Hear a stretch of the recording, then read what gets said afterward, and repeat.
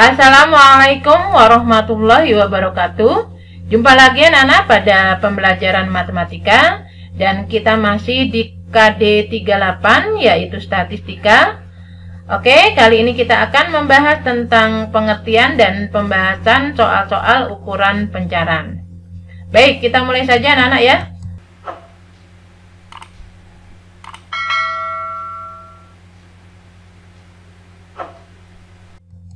Oke, kalian bisa lihat di sini ya, ukuran pencarahan atau dispersi ya. Nanti yang kita akan pelajari ada dua hal. Yang pertama tentang jangkauan dan simpangan, dan yang kedua adalah tentang kuartil. Baik, kita mulai dari kuartil. Apa itu kuartil? Kuartil adalah nilai ukuran yang membagi data yang sudah terurut menjadi 4 bagian yang sama. Oke, ini adalah contohnya. Ya, ini data sudah kita urutkan dari data yang terkecil sampai yang terbesar. Kemudian ini terdiri dari 4 bagian ya, bagian 1, bagian 2, bagian 3, dan bagian 4. Nah, ini adalah kuartilnya ya, kuartil 1, kuartil 2, dan kuartil 3. Nah, data yang terdapat pada batas pengelompokan pertama, ini yang kita sebut sebagai kuartil bawah atau Q1. Nah, ini adalah batas pengelompokan kita sebut sebagai kuartil tengah atau Q2, dan ini adalah batas pengelompokan ketiga yang disebut dengan kuartil atas atau Q3. Oke, Q2 itu tidak lain adalah median ya. Kita sudah belajar pada ukuran pemusatan sebelumnya ya, median. Jadi Q2 ini tidak lain adalah median. Nah, Q1 itu juga sebetulnya median, ya. Tapi median dari seluruh data yang ada di sebelah kiri Q2. Demikian juga dengan Q3. Q3 itu juga sebetulnya median, tapi dari seluruh data yang ada di sebelah kanan Q2. Nah, ini adalah rumus yang nanti kalian bisa gunakan. Jadi yang pertama ada jangkauan data, yaitu selisih dari data terbesar dengan data terkecil. Ada jangkauan interkuartil, selisih dari Q3 dengan Q1, dan ada simpangan ya, setengahnya dari jangkauan interkuartil. Oke anak-anak, kita langsung saja masuk ke pembahasan soal ya. Oke, di sini tentukan ya Q1, Q2, dan Q3 jangkauan interkuartil, simpangan kuartil dari data berikut. Oke, di sini kita lihat data pertama ya, dari 32, 38 dan seterusnya. Oke, jadi yang pertama kali yang kita lakukan adalah mengurutkan data ini dulu ya, dari yang terkecil sampai yang terbesar. Nah, ini sudah diurutkan. Kemudian yang kedua kita cari Q2-nya dulu ya. Jadi kita pakai cara manual saja. Kita tutup 1 di kiri, yang ini juga kita tutup kanan, tutup 2 kiri, tutup 2 kanan ya. Nah, didapat nilai tengahnya di sini ada 2. Ya, ini banyak datanya ada berapa nih? 1 2 3 4 5 6. Kalau banyak datanya genap ya, 6 itu genap, berarti nanti mediannya ada 2 angka ya. Oke, ini adalah mediannya atau Q2-nya ada 2, berarti mencari mediannya rata-rata dari 2 nilai ini ya. Nah, ini didapat 32,5 Q2-nya. Nah, kemudian untuk mencari Q1, kita mencari median yang ada di sebelah kiri Q2 ya. Ini ada 3 data, berarti ganjil, pasti nanti mediannya ada 1. Oke, seperti tadi kita tutup 1 kiri, tutup 1 kanan. Ya, ini didapat nilai tengahnya atau Q1-nya 31. Demikian juga yang kanan. Ya, Q3-nya kita cari di sebelah Q2 ya. Kita tutup 1, tutup 2. Nah, ini dapat nilai tengahnya dari sebelah kanan Q2 yaitu Q3. Ya, didapat nilainya adalah 37. Oke, jadi jangkauan interkuartilnya ya, selisih dari Q3 dan Q1 jadi 37 dikurang 31 ya, 6. Kemudian berarti simpangan kuartilnya tinggal setengahnya dari jangkauan kuartil ini ya. Jadi berarti 6 dibagi 2 ya. Hasilnya 3. Oke, kalian bisa lihat di sini ya, ini data sudah dibagi menjadi 4 bagian sama banyak ya. Kita lihat Ini bagian pertama ada satu data, bagian kedua satu data, bagian ketiga satu data, dan bagian keempat juga satu data ya. Jadi ini sudah membagi menjadi 4 bagian yang sama besar. Next, nomor 2 ya, ini datanya. Jadi sekali lagi yang pertama kita lakukan ada kita urutkan terlebih dahulu data ini ya, dari data yang terkecil sampai data yang terbesar. Kemudian yang kedua kita cari nilai tengahnya atau mediannya ya, atau Q2. Kita pakai cara manual seperti tadi, tutup 1 kiri, tutup 1 kanan, tutup 2 kiri, tutup 2 kanan, dan seterusnya sampai kita dapat nilai yang ada di tengah. Oke, ini ada 2 ya, karena banyak datanya ada di genap. Ya, jadi mediannya atau Q2-nya nilai dari ini ya. 230 tambah 240 bagi 2 jadi rata-ratanya. Jadi didapat Q2-nya adalah 235. Kita cari Q1-nya ya, mencari mediannya yang ada di sebelah kiri Q2. Yaitu ini datanya. Oke, kita tutup 1, kemudian kanan juga. Nah, kita dapat nilai tengahnya ada 2. Jadi rata-rata dari ini ya, 20 ditambah 220 bagi 2 ya, ini hasilnya. Q1-nya 220. Demikian juga dengan Q3. Kita cari di sebelah kanan Q2 ya. Kita tutup 1 kiri, kemudian kanan juga. Nah, ini didapat nilai tengahnya ada 2 data. Jadi rata-ratanya adalah di sini 250 tambah 260 bagi 2 255. Oke, kita sudah dapat Q1 dan Q3-nya, maka jangkauan interkuartilnya tinggal kita kurangkan ya. Q3-nya ini 255 dikurang Q1-nya 220, hasilnya 35. Nah, kemudian simpangan kuartilnya tinggal setengah dari jangkauan interkuartil. Jadi setengah dari 35 yaitu 17,5. Oke, kita lihat di sini anak-anak. Ini tadi sudah kita bagi menjadi 4 bagian. Ini bagian pertama ada 2 data, bagian kedua juga, bagian ketiga 2, dan bagian keempat juga 2 ya. Jadi sudah membagi menjadi 4 bagian yang sama banyak. Oke, kita lanjut lagi ke soal berikutnya. Oke, ini datanya ya, kita urutkan dulu dari data yang terkecil sampai yang terbesar, kemudian kita cari Q2-nya. Tutup 1 kanan kiri ya, tutup 1 kanan kiri juga, kiri kanan. Harus balance ya, harus sama nih, seimbang ya. Jadi kalau di kiri tutup 2, kanan juga tutup 2. Kiri tutup 3, kanan juga tutup 3, dan seterusnya ya. Jadi harus seimbang. Oke, nah kita dapat di sini nilai tengahnya ada 1 ya. Jadi kalau ada 1 berarti banyak datanya ganjil. Kita lihat nih banyak datanya, kita hitung dulu ya. 1, 2, 3, 4, 5, 6, 7, 8, 9, 10, 11 berarti ganjil. Kalau ganjil pasti mediannya angkanya ada 1 ya. Oke, jadi ini adalah Q2-nya yaitu 14. Oke, kita akan lanjut mencari Q1-nya. Kita cari dari data yang ada di sebelah kiri Q2. Oke, kita tutup 1 kiri kanan, tutup 2 kiri kanan. Nah, tersisa 1 angka di tengah ya. Nah, ini adalah Q1-nya yaitu 12. Kemudian Q2-nya, Q3-nya kita cari ya di sebelah kanannya Q2. Seperti tadi kita tutup 1 kiri kanan, tutup 2 kiri kanan, dapat nilai tengahnya adalah 16. Oke, berarti di sini jangkauan interkuartilnya tinggal kita kurangkan aja. Q3-nya ini 16 dikurang dengan Q1 12, hasilnya 4. Nah, simpangan kuartilnya setengahnya dari 4 yaitu 2.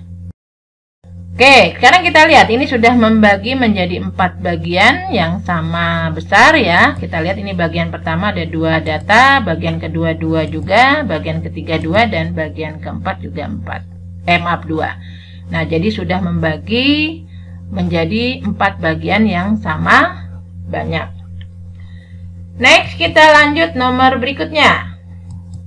Oke, ini datanya banyak sekali ya. Kita urutkan terlebih dahulu dari data yang terkecil sampai data yang terbesar. Oke, kemudian kita cari Q2, kita tutup 1 kiri kanan, tutup 2 kiri kanan, tutup 3 kiri kanan ya. Jadi harus seimbang anak-anak ya. Oke, seterusnya seperti itu. Nah, didapat nilai tengahnya ya. Ini karena banyak datanya ganjil nih ya. Oke, berarti Q2-nya adalah 24 ya, hanya ada satu angka.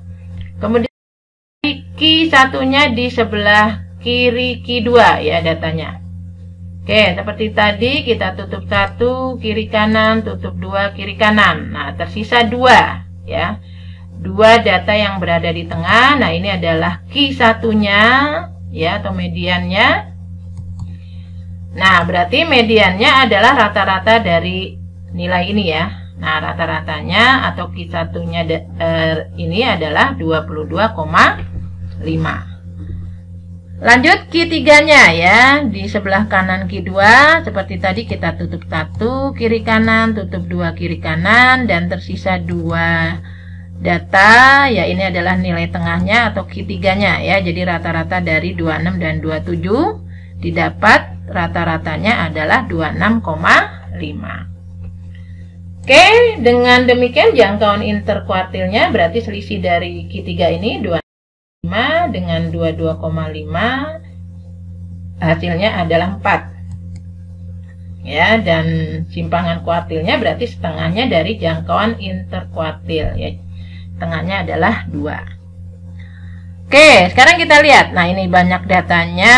Di bagian pertama ada 3, bagian kedua juga ada 3, bagian ketiga ada 3, bagian keempat juga ada 3 ya. Jadi sudah tepat ini, sudah membagi data ini menjadi 4 bagian yang sama besar.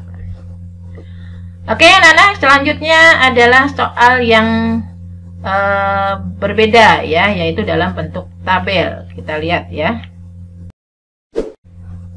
Oke, kalian bisa perhatikan tabel berikut nanti ya. Tentukan simpangan kuartil dari data berikut. Oke, jadi yang pertama kali, karena ini datanya banyak, jadi kita tidak usah mengurutkan satu persatu, ini sudah terurut ya.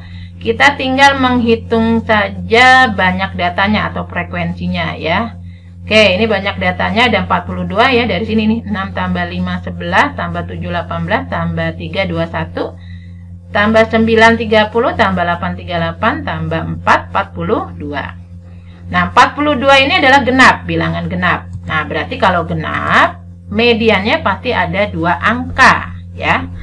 Oke, karena kita bicara nilai tengah, ya berarti kita harus bagi 2 ya. Jadi, banyak data ini kita bagi 21.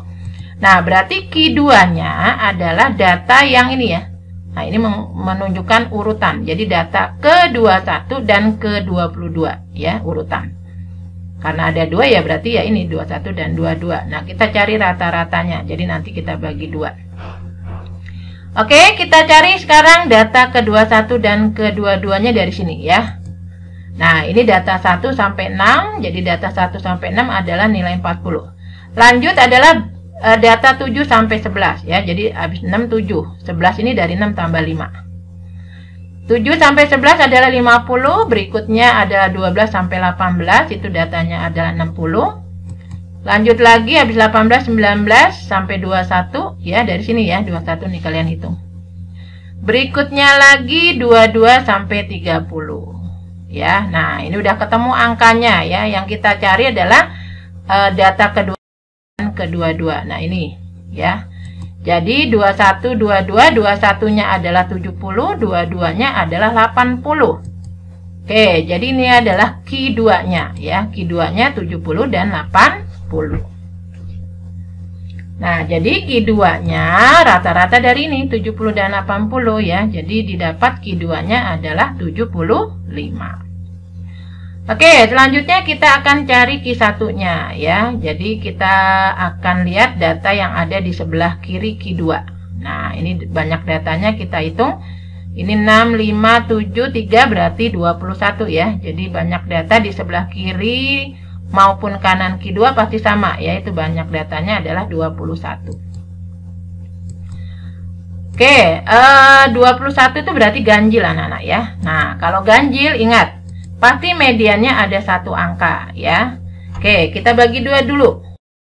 Bagi dua. Nah, jadi kalau dibagi dua hasilnya 10,5. Nah, kita bulatkan 11 karena nggak ada ya urutan ke 10,5, nggak ada ya. Jadi urutan itu selalu bulat. Jadi urutan ke 11.